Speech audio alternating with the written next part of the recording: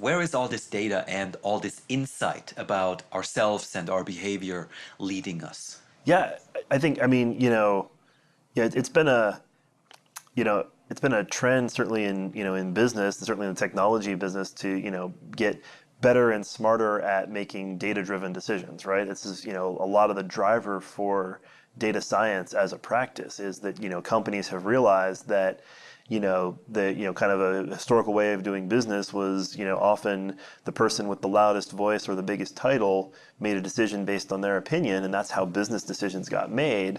And, most of the best business decisions get made when you have more data. And, web companies have taken this to a deep extreme where, if you're kind of doing best practice, product development for internet web-based technologies, you're constantly trying multiple variations of every single feature that you release, down to what color is the button and what's the exact text I put next to a button that maximizes the probability that the humans using this product are able to understand what they should do next and take that next action.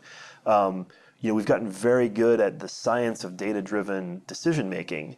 I think an almost untapped potential there that's going to be a huge a huge thing in the next decade is putting that capability for data-driven decision making at down to the personal level. It goes to what you mentioned around, if I have all this fitness data, one of the things I'm going to have to, one of the things we're going to have to face is at some point it's going to tell me things I don't like, that I don't recognize about myself. That fitness data is going to tell me, hey, you think you're a pretty active person, but you really, you've fallen down this week. It's time for you to step up and exercise more.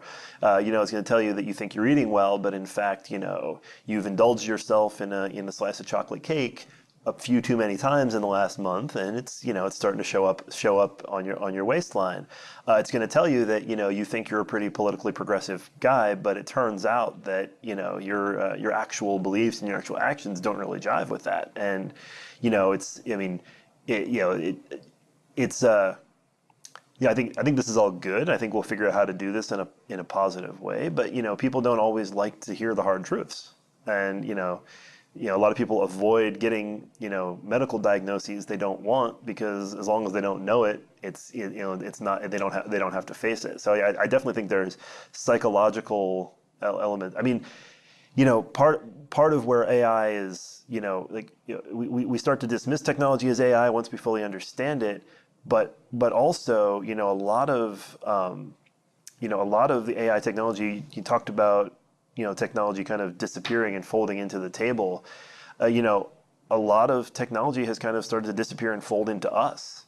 And if you think about, I just saw in my email inbox, it was just a marketing email from a company that does an AI-based email assistant. There's a few of these companies out there, and just the headline of the title was, "We are all already cyborgs."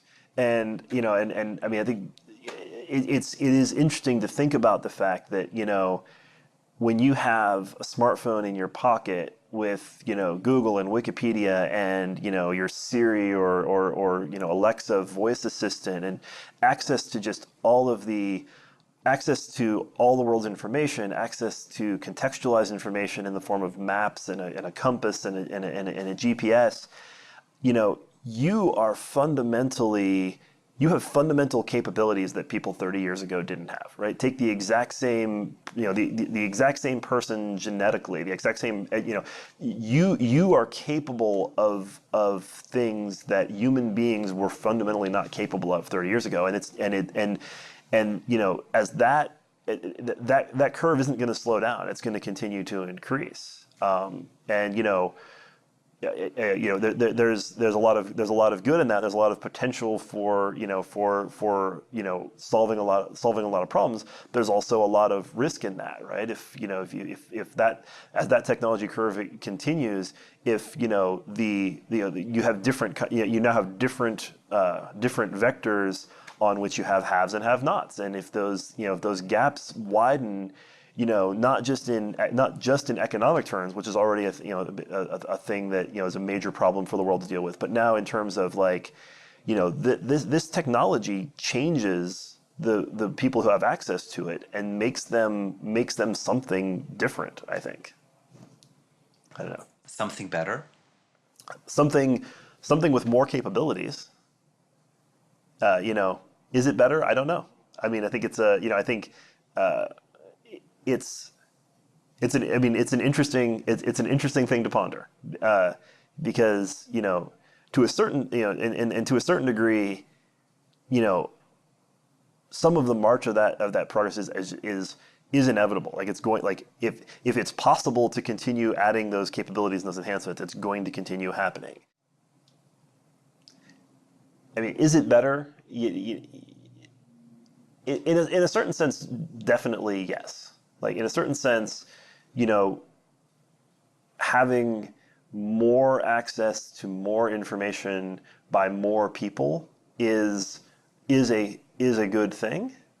But you know, I think, you know, some of the things we're seeing now are the result of these capabilities increasing faster than, you know, really our societal constructs are able to keep up and comprehend it. You know, I think one way that plays out is, you know, a lot of our legal systems don't have good constructs for dealing with the newer technologies. They don't have, you know, there aren't there are, you know, the laws can kind of lag behind the reality with respect to, you know, you see with you know, the ISPs and content providers, and, you know, the regulations set up for governing, you know, radio and then television have been, you know, slightly modified and, you know, iteratively improved upon to deal with the internet and the web, and, you know, the web as it's become a ubiquitous mobile platform that everyone carries in their pocket and has access to all the time, and it just, you know, the same. I don't think those same frameworks really make sense, but we don't really have I don't think we have enough focus on how do we actually address that